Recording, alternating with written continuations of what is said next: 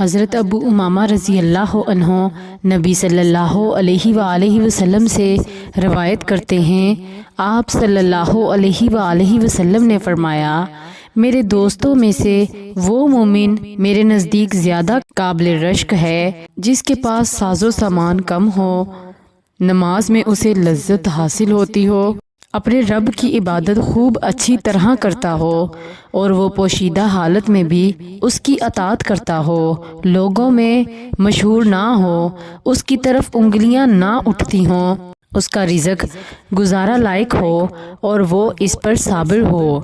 پھر آپ صلی اللہ علیہ وآلہ وسلم نے ایک چٹکی بجائی اور فرمایا، اس کی موت جلدی آ گئی، اسے رونے والیاں کم ہیں اور اس کی میراث بھی کم ہے۔ مشکوٰۃ المصابیح حدیث نمبر 5189۔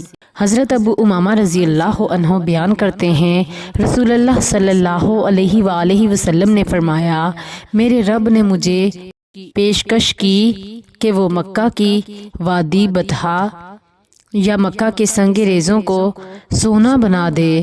میں نے کہا، رب جی نہیں، بلکہ میں چاہتا ہوں کہ میں ایک روز شکم سیر ہوں اور ایک روز بھوکا رہوں۔ جب میں بھوکا رہوں تو تیرے حضور عاجزی کروں اور تیرا ذکر کروں، اور جب شکم سیر ہوں تو تیری حمد بیان کروں اور تیرا شکر ادا کروں۔ مشکوٰۃ المصابیح حدیث نمبر 5190۔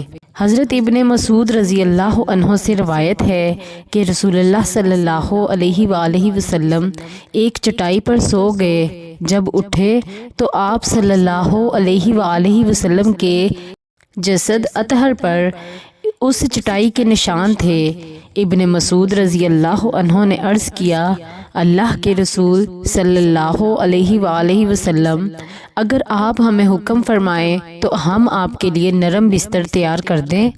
آپ صلی اللہ علیہ وآلہ وسلم نے فرمایا، میرا دنیا سے کیا سروکار، میں اور دنیا تو ایسے ہیں جیسے کوئی سوار کسی درخت کے نیچے سایہ حاصل کرنے کے لیے رکتا ہے اور پھر کوچ کر جاتا ہے اور اسے وہیں چھوڑ جاتا ہے۔ مشکوٰۃ المصابیح حدیث نمبر 5188۔